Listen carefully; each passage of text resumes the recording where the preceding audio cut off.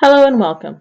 Back in March of 2020, the BC chapter of the Canadian Association of Critical Care Nurses held its Spring Innovation Roundtable, and this is one of the presentations from that event. Apologies in advance. We had a few technical difficulties, so the sound quality is not quite as crisp as we would like it. Without further ado, here we go. So thank you everybody for tuning into our presentation on the TELEPICU work between Interior Health and our partners in HSA, CHSBC, and BC Children's Hospital. So for our discussion, this is our outline for today. So we'll talk about this innovative quality improvement project and partnership. We'll discuss the TELEPICU technology and how it connects us to clinical leadership when we need help with a case. Joelle Pellegrin from Child Health BC will discuss this with us. We'll also have Jamie Wlodarczak, the manager of BC Children's PICU, talk about the benefits of this work as seen from BC Children's Hospital staff perspective. And I'll also review a case we had at Kelowna General Hospital ICU, where we positively changed care of a very sick 2-year-old with the assistance of BC Children's Hospital staff expertise. And we'll finish up with a review of the benefits as seen from all sides. So I'd like to introduce why there is a need for TELEPICU in Interior Health. Interior Health is a widespread health authority covering a lot of ground. As you may imagine, transport of patients can be challenging due to distance and resources available for transport. We serve an area from west of Williams Lake to the Alberta-US border. So transport resources are slim at times, and when a child is in need of critical care treatment, we sometimes have to hold children in our ICUs longer while we mobilize transport resources from around the province. Our relationship with Alberta is a little political these days, and some transfers that would normally be sent to Calgary or Edmonton from the eastern part of BC, the eastern part of Interior Health, are no longer being accepted there. So this adds to our challenges getting children to specialized care. We also have really unpredictable weather patterns that can further impede our transport options, as well as safety. This is true for both air and ground transport. There are 2 really significant mountain passes that can be unsafe, especially in the winter months, and that forces the sites in the Kootenays or even in our other sites to hold on to children for longer than they may have knowledge and resources to manage on their own. We've been accepting children into our ICUs for many years now, new practice, but with the added stretch on provincial transport resources, we're seeing more children be admitted to ICU rather than stabilized in ED and sent to BC Children. We're also navigating the lack of education resources to train staff, including our pediatricians, to manage critically ill children. So the pediatricians in our site have little or no critical care training, and our adult ICU physicians have little or no experience or knowledge caring for children. As a result, our intensivists not the MRP for children. This role falls to our pediatricians. There is but there's a need for some focused support from BC. We have interdisciplinary education planned spring in the coming fall. Friends, RTs, and pediatricians will participate in a 2-day workshop. This workshop is led by faculty from BC Children.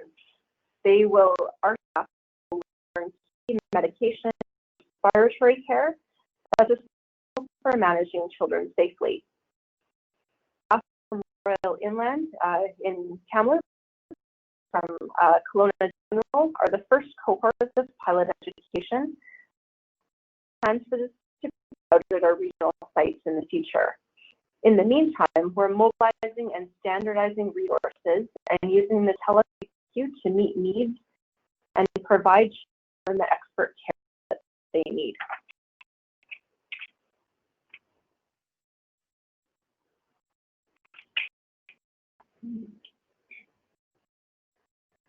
So, you on the line?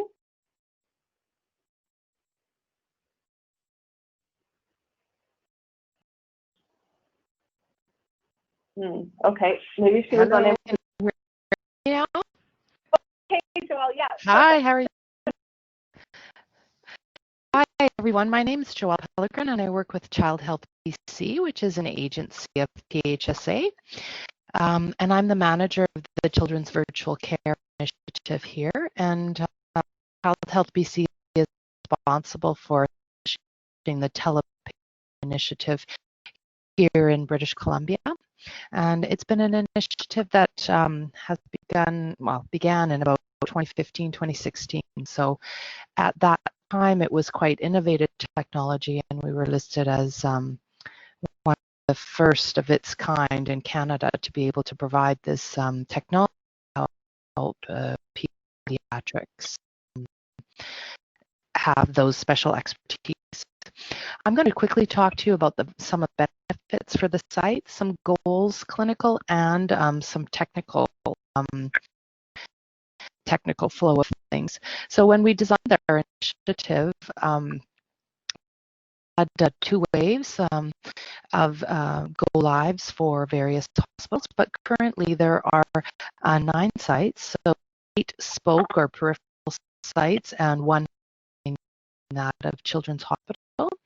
I must make note that the Victoria site has a pediatric care unit, and it serves the Nanaimo population. And if they then needs assistance, then they would request assistance from BC Children's Hospital. If not, BC Children's Hospital covers more of the province, not the island. And so the benefits is that for these smaller locations, smaller sites, and some of them are quite small. Bella Bella on the coast is a small hospital, but highly geographically isolated. So it provides an on-demand connection with pediatric intensivists and subspecialties here at Children's Hospital. And it is really the development of 2-way video conferencing to help inform clinical and/or transport decisions. We understand, having the visual and audio of the child to be essential in helping to describe the child's current clinical case. And it's a lot more accurate than just a telephone conversation. Using the video conferencing capabilities, we're able to, for example, in one clinical case, the BC Children's Hospital clinicians were able to coach a smaller team in one of these rural sites to position a child in a better position for his respiratory needs. So that would have been extremely difficult to do without having the visual of the patient, and also that reciprocal understanding of location of how the patient was sitting. Some of the uses of clinical uses is to actually discuss advice, so get the pediatric advice, but also to discuss possible transport. So that's that discussion with the pediatric intensivist that runs the transport acuity and makes decisions. But it is really a help to have the video layer on top of that when deciding on acuity.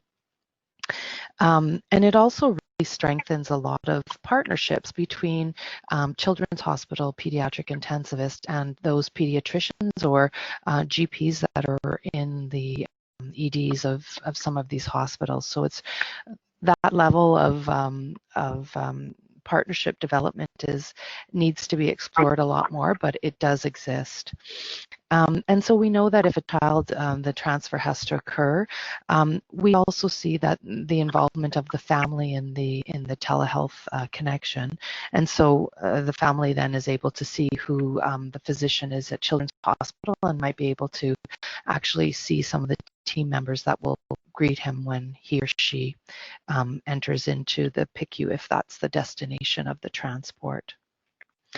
We also have just recently incorporated a few simulation tests where we've had simulation with the smaller sites, and so we did one with Sybil's group in the ICU in Kelowna. It was a very successful simulation where we used the TELEPICU technology, and the connection was created here at Children's Hospital, and that really drove home the ease and underlined the expertise and the discussions that could happen over video and audio. Some of those clinical goals are really just to support the initial assessment, sometimes giving advice on treatment, and also to help develop the transport acuity, make those decisions, to give that acuity level for transport. Our intent is always to build capacity and foster knowledge translation to other smaller sites as well. So that the loop site, if we show a protocol, they are going to then receive that protocol. So for future, they would be able to refer to it as well. This initiative has both clinical working groups as well as technical working group to help guide it. We have those two areas that really help. They are our steering committee that really helps make some larger decisions for the entire group. And so the picture that you see there at the top is from the Kelowna site, and there's a man in it, and he's Chris, and he belongs to the Interior Health Video Conferencing Telehealth group, and he's on site in the Kelowna Hospital. And he's really been essential in developing and ensuring that the technology is always working, and that when we use it for simulation, or if we're using it for a true clinical case, that the equipment is always working well. There are a number of technical elements that have to occur to ensure that these carts are working all of the time, and we go through those with our technical working group, and we troubleshoot challenges that have occurred and bring those back to our clinical working group as well. So also Child Health BC has also created all of the training manuals and the user manuals for the use of these carts. I think that's it. Sybil, any other things to add? Yeah, that was great, Joelle. Thanks for presenting, giving us an overview of all the technical aspects of the TELEPICU machines and the process. I think we're going to go to Jamie now from BC Children. Jamie, are you there? Hi, can you hear me? Yeah. Great. So hi, everyone. Thanks so much for having me. I am Jamie. I'm the Senior Practice Leader for the Pediatric ICU at BC Children's. So I lead a lot of our special projects, improvement initiatives, one of which being the TELEPICU. So I lead that within our ICU. So really the TELEPICU, from our point of view, helps us provide some guidance and some support to some of the other sites in the province that may be caring for critically ill children. So we do our absolute best that when one of the TELEPICU sites has a child that's critically ill, needs some help and support, and would like to do that through the TELEPICU, we do our absolute best to fulfill that. So from our BC Children's point of view, being the only tertiary level children's hospital and only tertiary level pediatric ICU. There is an ICU, as Joelle mentioned, in Victoria. We are really here to try the support, to try and give guidance, provide the just-in-time education to anyone that may be needed in some of the community sites that has a child that is critically ill, and they may not see this very often in their career. So it's really just to support them and provide them what they need in order for either as we're waiting for a transport, so it might be in that immediate need where we're to stabilize the patient prior to transport. We might be having transport delays, so for weather purposes or something like that. So we need to care for and help care, people care for a child in those community sites who are waiting for that transport. Or as Sybil mentioned, we're doing a pilot and we have a cart now in the Kelowna ICU and moving forward with one in the Kamloops ICU as well, that for an appropriate patient for that, for those adult ICUs, we would be able to give some support and guidance as they care for a patient there, and that you'd be able to keep them in their home community. So our BC children's staff, when they have used the TELEPICU, they've really spoken to some great benefits, which includes that visualization. So that visualization is really helpful for a lot of our staff to be able to see the patient and see what it is that they're talking about versus having to rely on a verbal assessment. For example, a certain level of work of breathing could be different for one provider compared to us. I've definitely heard instances where someone's trying to describe a patient's status, and once one of our physicians or nurses have eyes on the patient, just being able to see that patient made them realize they're a little bit more sick than they had originally thought and could move that transport a little bit faster and provide that guidance. So that visualization really helps our staff be able to provide the appropriate level of support, as well as saves time. It doesn't have to sit there and try and explain over the phone everything going on. Sometimes a picture is worth more than a lot of verbal. So it saves time with that. It also really provides one of the biggest benefits is it provides our staff the ability to provide support as a team. So most of the consult and advice calls would be physician to physician on the phone, but because the way our TELEPICU is set up, the majority of the time we are using it in a small room with 2 large screens. So our entire team can potentially be there. We can be on a call with a physician, with a nurse, with an RT, being able to hear the same thing, see the same thing, and provide support to the various people on the other site. It's also helpful, our staff has said, to see some of the things, again, that visualization, so being able to, like, for example, give support on a ventilator, and our RTs can see how they're setting it up and provide guidance, or can see the waveform on the ventilator and provide support that way. Similar with nursing, being able to provide some support around using the pumps or giving meds or some art light management, different things like that. Being able to see what they're doing and talk them through something is a lot easier with that visualization. And then it really helps our team, again, that team aspect and that visualization, that should a child end up being transported to us and to our PICU, our team is actually better prepared for what they're going to receive, and knows the child a little bit better, knows potentially the family, and we can set it up and we can get things going and basically continue care versus having to start from the beginning. Yeah, so that's it. That's all I got. That's great. Nice overview. Thank you very much, Jamie. Yeah, thank you.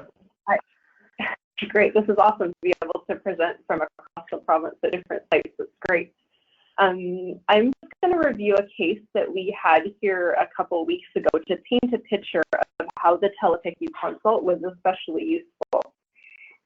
So a few weeks ago, we had a very sick 2-year-old. The picture here is not of the actual 2-year-old, but taken off the internet just to give you an idea of what that must feel like to be in an adult ICU caring for a child with lack of resources and lack of education.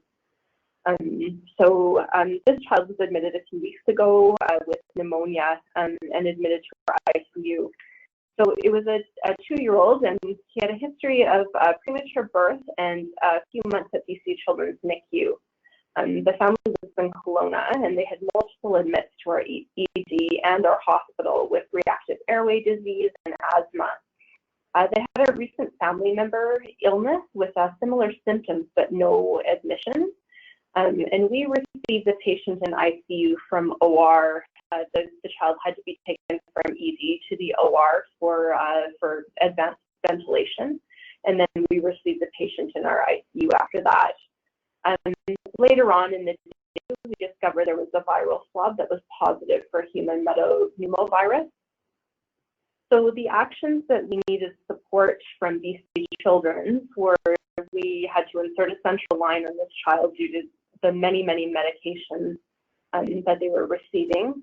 Also arterial line insertion and management. As you can imagine, if you're an adult ICU practitioner, managing an art line on a child this small creates a fair bit of anxiety, and we're not all that familiar with it. So we did need some guidance for that. And we also needed help with Ventolin dosing and frequency, and paralytic doses and frequency, some sedation guidelines, and ventilation settings as well. So you can see how it would be really valuable for the staff at BC Children's to be able to actually lay eyes on the patient. And also, you know, the comfort level of the staff too. They can see that and see how much support actually needs to be provided or how much detail they need to go on, you know, based on the looks on some of the staff faces here at KGH ICU. It just allows them to have a better picture of the actual the scenario here. So for our TELEPICU process, let's review that process and see how we connected with BC Children's Hospital for support. So we had the machine set up in the patient room. The KGH pediatrician initiated the call. So PTN was involved. Healthcare transport was on alert, knowing that we would likely have to transfer the child. We had shared assessment findings, and we asked for guidance, and of course BC Children's provided that guidance for us. So the TELEPICU consult, as I said, was initiated by the KGH pediatrician. The call is always initiated from the pediatrician. At 8:45 in the morning, the child was on 100% FiO2, and we were unable to ventilate properly. So we were asking, or effectively, so we were asking BC Children's for advice, and they were able to look at what we were doing, sedation and medication, and they were able to guide us to increase sedation and maybe change the ventilator orders and add some antibiotics instead of going back to the OR for servoventilation or ECMO. So we can't transfer a patient if their FiO2 is less than 70%. That's kind of a sort of a rule across the board for critical care transport. And KGH is definitely not equipped for pediatric ECMO. So we were in a bit of a pickle, and BC Children's was able to step up and help us out. So by 11:30, we had low tidal volume and SATs were 80%, but the child was quite distressed. So BC Children's was able to advise us to use rocuronium while they watched on the monitor. So they were able to see the response for their suggestions that they gave us. And after this, the FiO2 decreased to 80%, and then we were advised to double the sedation. And so this was really, really helpful for the child and also for the staff caring for the child, because you can imagine how stressful this must have been. By mid-afternoon, we had a check-in again with BC Children's, and our teams on both sides were able to review all of the systems, the medications, our vent settings. The FiO2 was then down to 70%, and so, you know, transport was set into motion, and sedation was increased as well at that time, and hourly ABGs were done and discussed, and vent settings were tweaked accordingly. So the TELEPICU process in this case saved the child's life and allowed for staff for safe and appropriate transport. The expert consultation and ability to be part of the team at BC Children's was essential for this to happen. So we're incredibly grateful for that and your support at BC Children's. So the benefits of this case study. So we had pediatrician to pediatric intensivist consultation. So definitely a team collaboration for our plan. There was also RT to RT discussions, so they could see the event waveform and respond and provide guidance according to what they were seeing. Also RN to RN support. So RRNs needed some help with pumps, medications, arterial line management, and then team discussion. So there was also the ability to offer the family a bit of comfort and reassurance, knowing that we weren't trying to manage this very sick child all by ourselves with what was probably clearly evident lack of resources. And also, as Jamie mentioned earlier, they were able to see the team at BC Children's and kind of get pseudo-introduced to the team that was going to be caring for their child at BC Children's. And definitely improved patient outcomes, fewer complications. Like I said, the child likely would have died if we didn't have this kind of support from BC Children's. And definitely this kind of effective and efficient support versus a conversation across the telephone. So there's also, not in this case per se, but a possibility to avoid transfer. So Joelle said earlier that they've had instances where remote sites have been advised to change even just the position of the child, and that was able to allow the child to breathe a little bit better and improve their outcomes. So definitely that's a positive benefit if you don't have to take a family and patient out of their home community and transport them down to Vancouver for care, specialized care there, which I think definitely hits on patient and family-centered care. It also makes the handover to BC Children's Hospital less ambiguous. As Jamie mentioned, sometimes with phone conversation, you don't get a clear picture of what the case actually is. And then all of a sudden, when you can see the kid and you can see the team caring for them, you realize the importance of maybe heightening that transport speed or getting things in motion a little quicker, and also realize the amount of support that the remote sites need. And one of the biggest benefits of this program for our teams is that it's their capacity. So we're able to have the situation laid out, have the support from BC Children's, and also be able to learn from the guidance that they give us, because we're able to see the results of their guidance and suggestions right away. So that's been really beneficial for us, and staff really enjoy the process. I remember when it was first rolling out, it was like, oh, how is this actually going to work? And then when we started using it in simulation, that's really when we were like, oh, this is going to be great. And the staff felt a lot more comfortable. And as you can imagine, if we have family in the room, that's definitely going to make them feel more comfortable as well. So we reviewed the pediatric critical care challenges we have in interior health, the TELEPICU technology. We discussed a case using that technology and discussed the benefits, both for the sending and receiving sites and for patient outcomes and staff capacity.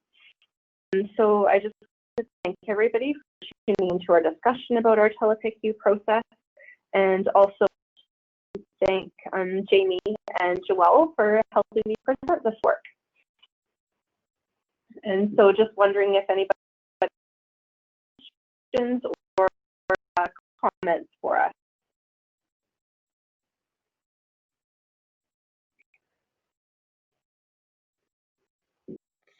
Thanks for watching, everyone, and thank you for joining us on the BC chapter of the CACCN YouTube channel. We have a lot of great content from previous events we've had over the past 12 months. I would suggest subscribe and hit the notification button so you can know when the next thing is out. And if you ever want to come to our next event, we're on Facebook and on Instagram. Our links are listed below. And while I'm on the topic, if you're a critical care nurse anywhere in Canada, why don't you join CACCN? We have a ton of resources to help you be the best critical care nurse you can be. Go to caccn.ca and join us.